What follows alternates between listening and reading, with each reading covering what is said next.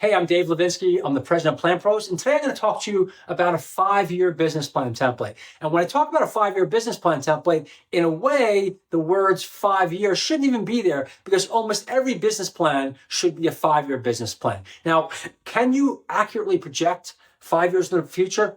No, you can't. But you really always want to be thinking 5 years in the future, figure out where our business wants to be. The best businesses grow by figuring out where they want to be in the future and figure out how to get there. So let's say in 5 years, I want to be here.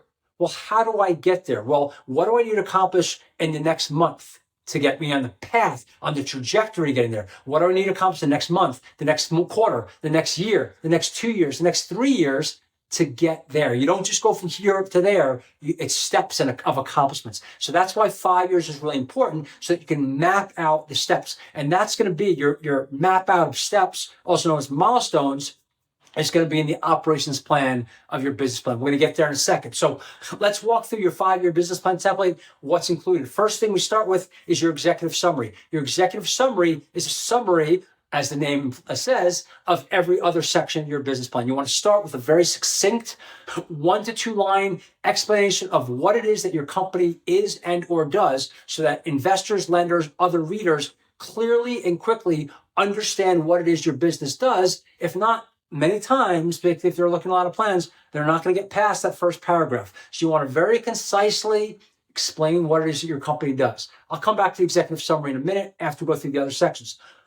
Next section, company analysis. Here you're going to talk about 2 core things. The history of your company, meaning, once again, what your company does. Here you're going to lay it out and have a little more time to explain the background of your company and what your company does. Then talk about the history of your company, how it was structured. We're an S Corp, a C Corp, LLC, sole proprietorship, the type of company that you are, when you were incorporated, where you're located. And the core second section of your company analysis is your past accomplishments.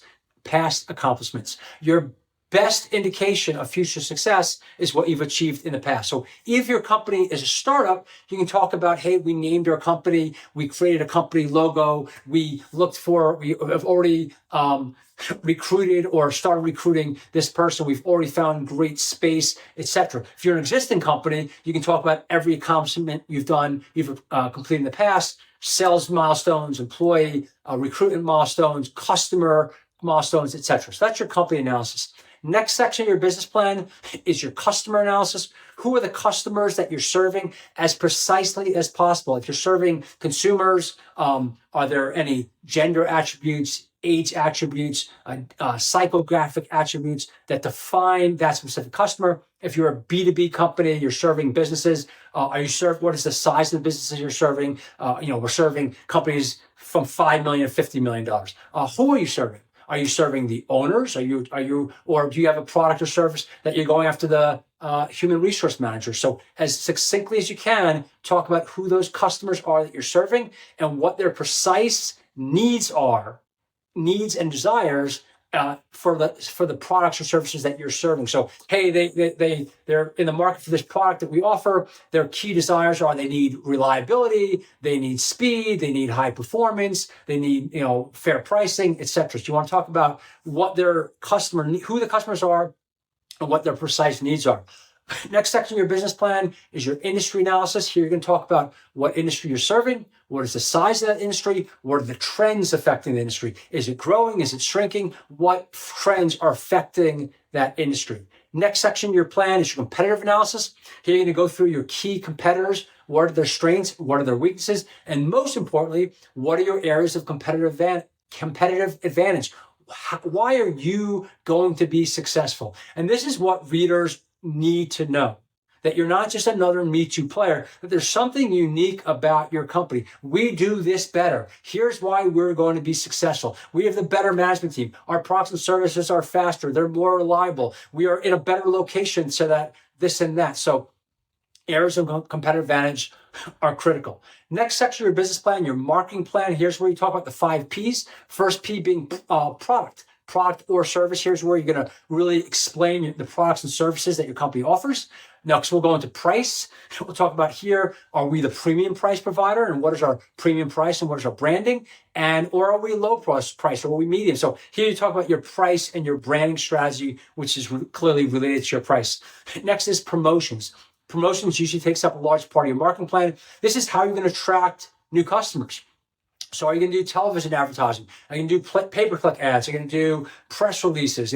What are the methods that you're going to use to attract clients? And final P in the 4 Ps in the marketing plan is what's known as place and or distribution. So if you are a local retailer, clearly place is really important. We're going to be based on 17 Main Street in this town. It has great foot traffic, etc. Or are you we're going to sell online? That's another a completely different place. We're going to sell online to customers in this geography or worldwide, etc. Also, could be talk about distribution. Hey, we're selling our products and services through these people. We have resellers. This all goes into really how you're getting the products and services you sell into the hands of customers. That's what place and distribution strategy is all about. Next section of your business plan is your operations plan. There's 2 core components of your operations plan. The first thing are the processes. What are the processes that you need to perform on a daily basis to keep your business running smoothly? So is it ordering supplies, providing customer service, doing R&D, etc.? You need to explain those. And what that does is it helps you think through what resources, human resources and financial resources, are needed to run and grow the business. It also shows investors, lenders, readers, etc., that you've really thought through your business and you really get it.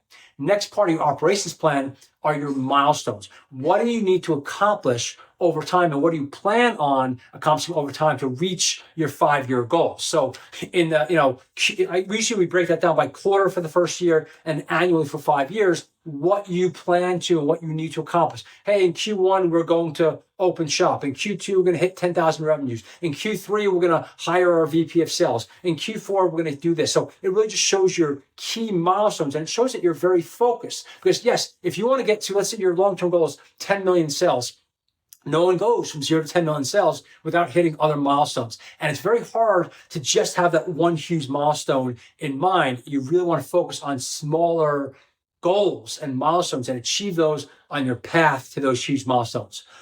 Next section of your business plan is your management team. Management team is who are the people running your business, including yourself. Because the best idea in the world is not going to be successful if you don't have quality people running it. So talk about yourself and the background of the members of your team. Why are they uniquely qualified to succeed? What have they done in the past that positions them to succeed? That's what the management team is all about.